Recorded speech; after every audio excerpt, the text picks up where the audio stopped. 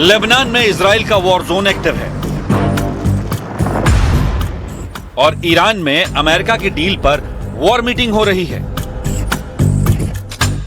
एक war zone out of control हो गया है तो दूसरे वॉर जोन में कभी भी बारूदी विस्फोट हो सकता है। क्या अमेरिका से डील के बीच ईरान ने फिर से हॉर्मुज में माइन बम को एक्टिव कर दिया है? क्या तेल की नस पर ईरान ने फिर से हाथ टाइट कर दिया है? डील से ईरान अमेरिका की जंग खत्म होने वाली है या दूसरा राउंड शुरू होने वाला है? डील पर साइन होने के बाद भी हॉर्मुज पर ईरान के तेवर बहुत सख्त हैं। ईरान ने अभी तक परमाणु प्रोग्राम पर अमेरिका से कोई बात तक नहीं की है। तो क्या ईरान ने परमाणु बम बना लिया है? तेहरान के आक्रामक तेवर क्या ट्रंप को नई ललकार हैं? क्या मुश्तबा खामेनी हॉर्मुज को फिर से जंग का एपिसेंटर बनाने जा रहे हैं? 28 फरवरी को जब अमेरिका ने इजराइल के साथ मिलकर ऑपरेशन एपिक फ्यूरी लॉन्च किया तो सबसे पहले ईरान के न्यूक्लियर साइट पर हमला किया, फिर तेहरान के मिसाइल बेस को टारगेट किया, IRGC की हेडक्वार्टर और ईरान की टॉप लीडरशिप को निशाना बनाया। एक सीक्रेट कंपाउंड पर एयर स्ट्राइक कर सुप्रीम लीडर अली खामेनी को मार दिया। अमेरिका और इजराइल के इस हमले के बाद शुरू हुआ ईरान का असली युद्ध।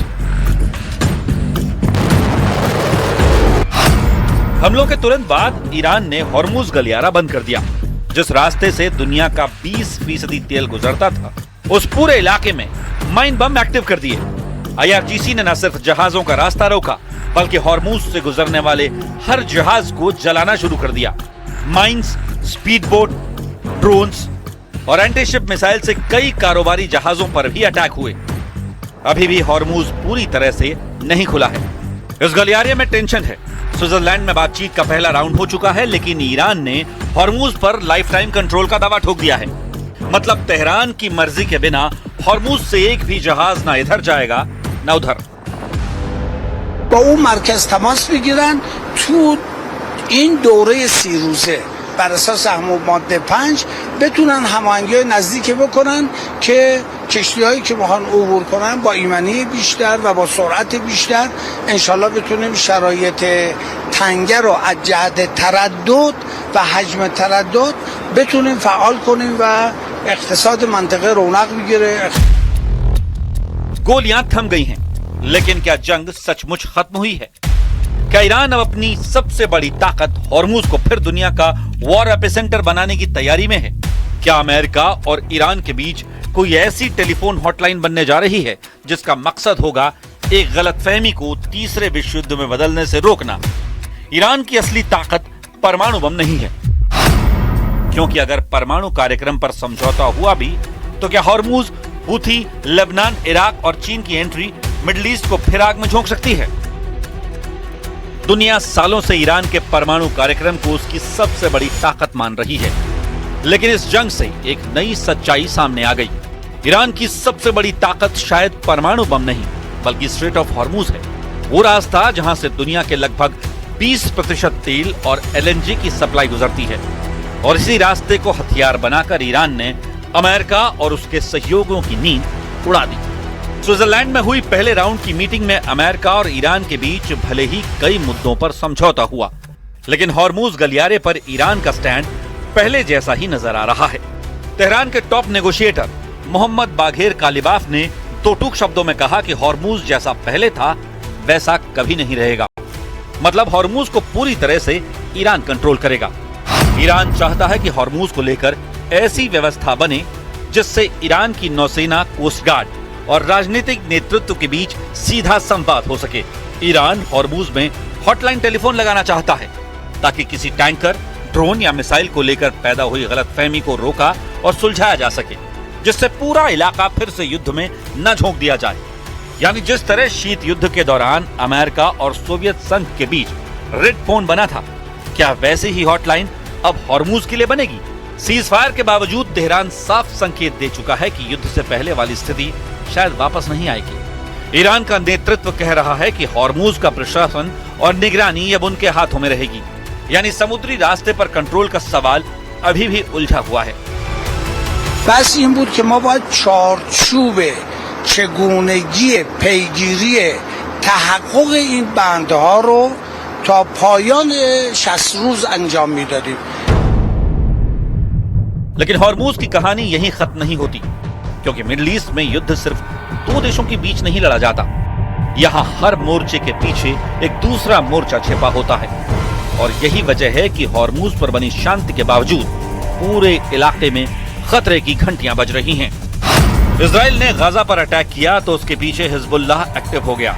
इजराइल की सेना ने लेबनान में हिजबुल्लाह के खिलाफ मोर्चा खोला तो ईरान एक्टिव हो गया। इधर ईरान ने इजराइल के खिलाफ जंग शुरू की तो जंग में अमेरिका शामिल हो गया। ईरान के खिलाफ अमेरिका और इजराइल का ऑपरेशन शुरू हुआ तो यमन में हूथी और इराक से पीएमएफ लड़ाकों ने खाड़ी में अमेरिकी बेस को निशाना बनाना शुरू कर दिया। इजराइल और हिजबुल्लाह के बीच भले ही बड़े हमले थमे हुए दिखाई दे रहे हैं, लेकिन दक्षिणी लेबनान में तनाव पूरी तरह खत्म नहीं हुआ है। लेबनान में इजराइल के बनाए सिक्योरिटी जोन में आईडीएफ की सेना पूरी तरह से एक्टिव है। इजराइल के सैन्य ठिकाने अभी भी अलर्ट मोड पर हैं, और अगर यहाँ कोई फिर से बड़ा धमाका होता है तो उसका असर सिर्फ बेरूत तक सीमित नहीं रहेगा। तेहरान से लेकर तेल अवीव तक पूरी दुनिया फिर से बदल सकती है।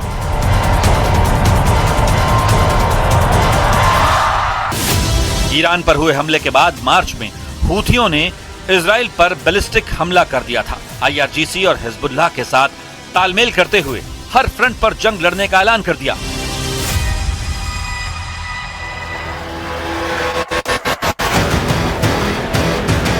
इस बीच एक और खिलाड़ी पूरे हालात पर बारीकी से नजर बनाए हुए है, और वो है चीन। क्योंकि चीन सिर्फ ईरानी तेल का सबसे बड़ा खरीदार ही नहीं, बल्कि पश्चिम एशिया में अपना प्रभाव बढ़ाने का मौका भी तलाश रहा है। अगर वॉशिंगटन और तेहरान के बीच फिर दूरी बढ़ती है तो बीजिंग खुद को एक ऐसे साझेदार के रूप में पेश कर सकता है जो बिना युद्ध के भी अपना खेल खेलना जानता है। अभी हालिया रिपोर्ट में चीन के एक्सपर्ट्स ने तो इस जंग में अमेरिका को हारा हुआ बता दिया था। चीन ने दावा किया कि अगर युद्ध के बाद भी ईरान की सत्ता बची हुई है, अगर उसके प्रॉक्सी अभी भी एक्टिव हैं, और आखिर में अमेरिका को ही समझौता करना पड़ा, तो क्या ट्रंप अपना मकसद हासिल नहीं कर पाए? और क्या ये अमेरिका की सबसे बड़ी हार में से एक है?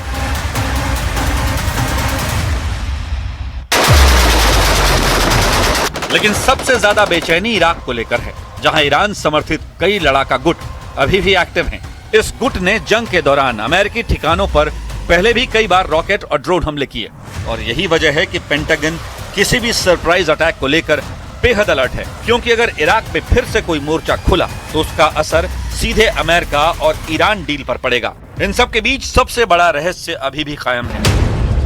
क्या ईरान का परमाणु प्रोग्राम पूरी तरह से खत्म हो चुका है, या फिर उसके कुछ हिस्से अभी भी सुरक्षित हैं?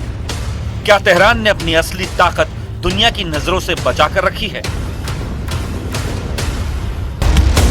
और क्या यही वजह है कि समझौते के बावजूद अमेरिका और इजराइल पूरी तरह निश्चिंत नहीं दिखाई दे रहे? آغاز مذاکره در مورد این دو موضوع منوط به اجرای بندهای مشخصی از یادداشت تفاهم هست.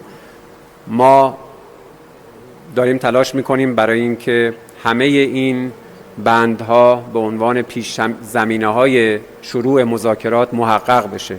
بخشش محقق شده، بخشش در حال. यही वजह है कि सवाल सिर्फ हॉर्मूज का नहीं है, सवाल उस पूरे इलाके का है जहां बंदूकें शांत होने के बाद भी बारूद जिंदा रहता है, जहां सीज फायर के बाद भी मिसाइलें साइलेंट मोड में एक्टिव हैं,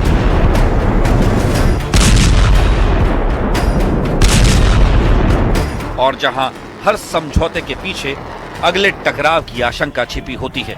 तो क्या हॉर्मूज में बनने वाली हॉटलाइन तीसरे विश्व युद्ध को टालने का जरिया बनेगी, या फिर इतिहास एक बार फिर साबित करेगा कि मिडिल ईस्ट में शांति अक्सर अगले तूफान से पहले की खामोशी होती है?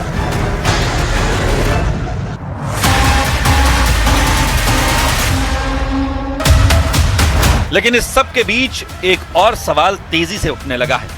क्या मिडिल ईस्ट में एक नया शीत युद्ध शुरू हो चुका है? एक तरफ अमेरिका और उसके सहयोगी, दूसरी तरफ मुज्तबा खामेनी के नेतृत्व में नया ईरान, जहां सीधी लड़ाई से ज्यादा दबाव, प्रतिबंध, समुद्री रास्ते, प्रॉक्सी नेटवर्क और परमाणु क्षमता के जरिए शक्ति प्रदर्शन हो रहा है।